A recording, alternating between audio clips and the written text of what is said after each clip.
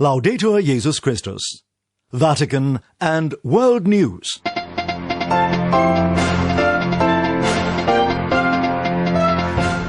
In the headlines this Monday, December the 28th, Pope Francis issues a motu proprio, transferring the Secretariat of State's financial assets and real estate holdings to APSA, the office that administrates the patrimony of the Apostolic See.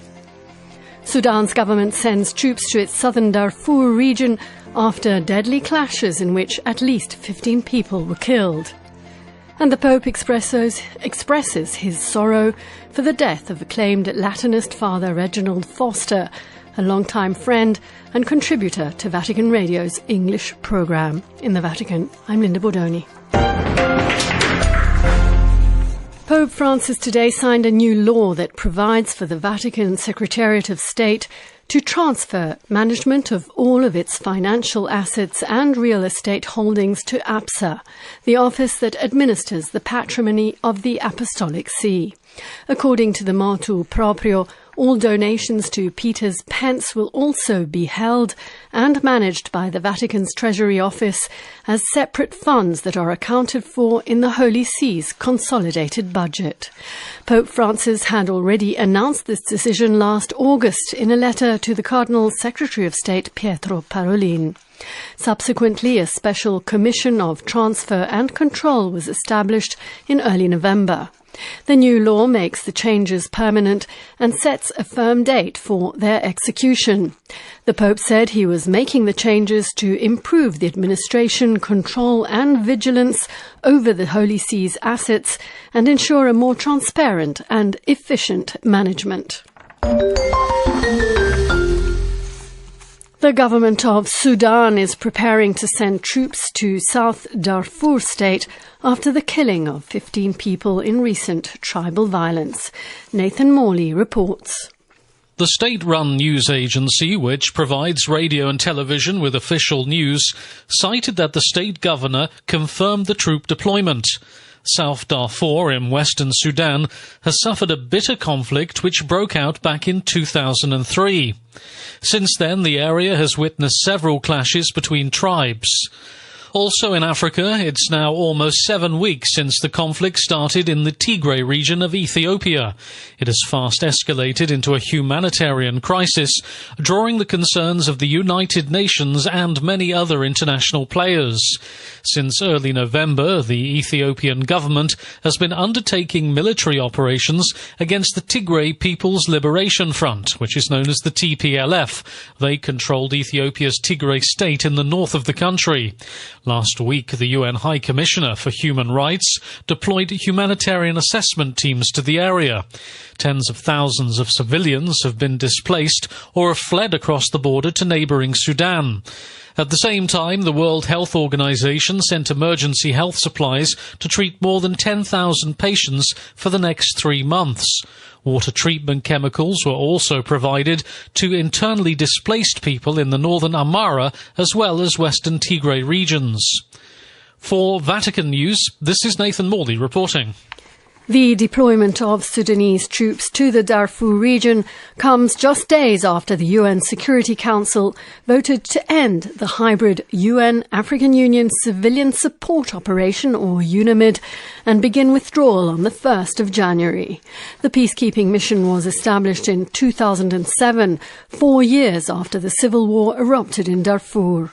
It was tasked with protecting civilians, facilitating the delivery of humanitarian assistance, mediating between the Sudanese government and rebel movements, and providing support to community conflict mediation. The decision to withdraw the support operation last week was taken in the belief that the Sudanese government is now in the right hands. After many years working with and for the suffering people of Darfur, UN Joint Special Representative Jeremiah Mamambolo tells UN News that his most poignant memory also contains seeds of hope. I think the impact of this, for me, was usually the pain you saw in the many faces, particularly in the IDP camps. I always tell this story, that in my visit to the IDP camps, particularly at the height of the conflict, was every time there would be a woman who would stand up and say, you know, we are being raped when we go about doing our livelihood, when we go about collecting wood outside. And I would ask invariably in many occasions, same question. Why do you as women have to go and collect wood? Why don't you let your husband go there? And this was during the height of the struggle, of the conflict. And the answer in most cases, come back would say, look, we'd rather go because the husband never came back in most cases. That's how bad was the situation was then.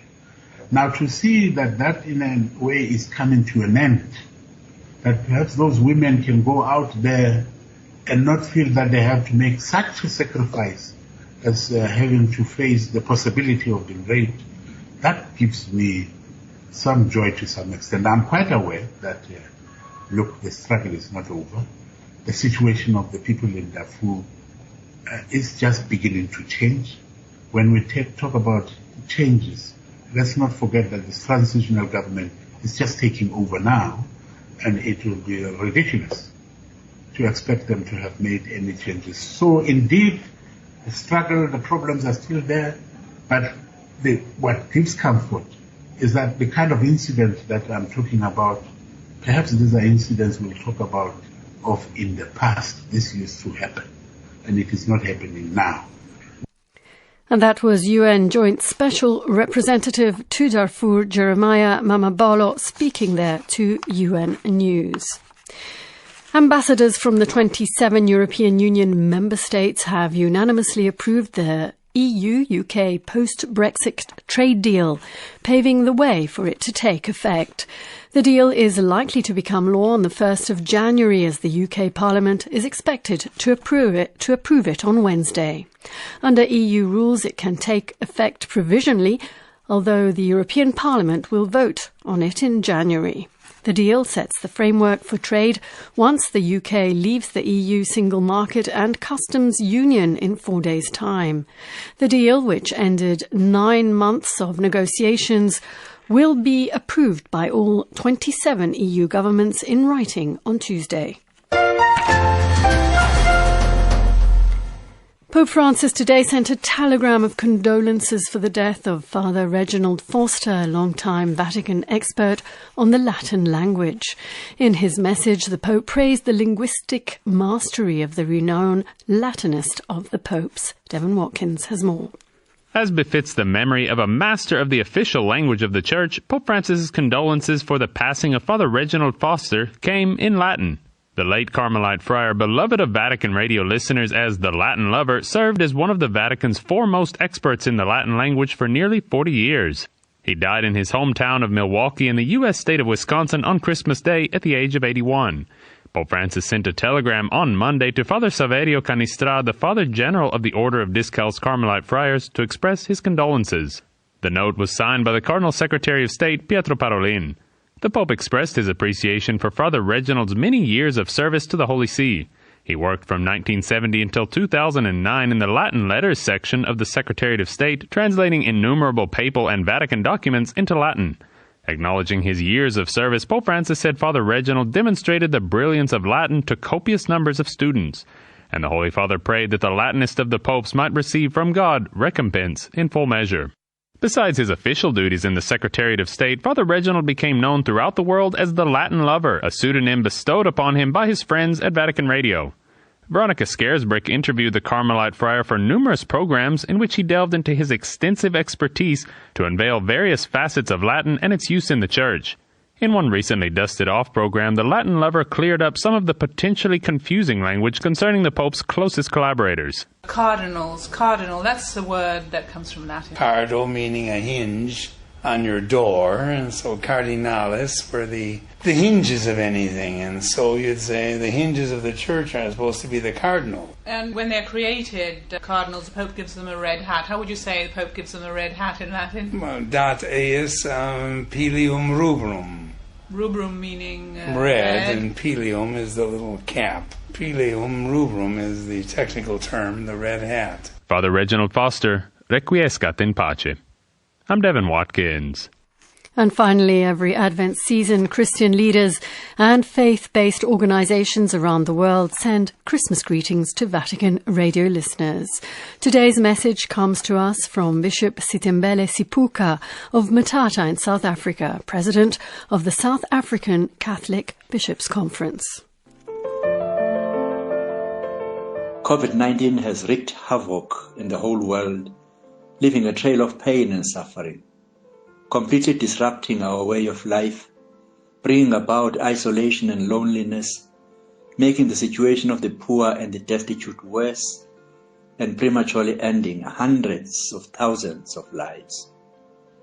As it has made our lives miserable in the last 9 months, it is waiting to make our joyful feast of Christmas an occasion of sorrow.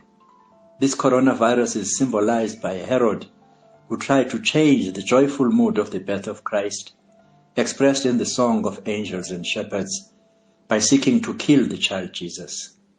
Similarly, the coronavirus is bent on making this season of joy a sorrowful season by destroying lives and making it hard for people to earn a living. Yet, as the God of life did not allow Herod to destroy Jesus, he will not allow COVID-19 to snatch away our joy of Christmas. As he directed the wise men to elude Herod in his plan of killing Jesus, and in a dream instructed Joseph and Mary to escape to Egypt to save the child Jesus, God is guiding us and making provision for us to celebrate this Christmas in a life-giving manner.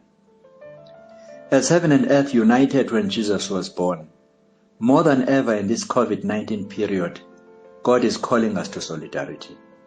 Through this crisis, God is making us realize that, regardless of nationality, wealth, class, race, and age, we are all brothers and sisters and invited to care for each other.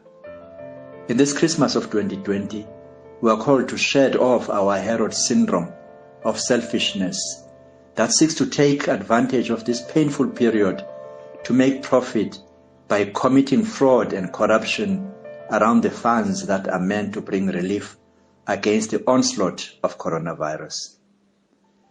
As hopes to discover a vaccine against coronavirus rise in the spirit of Christmas, it must be made available to all in an equitable and affordable manner.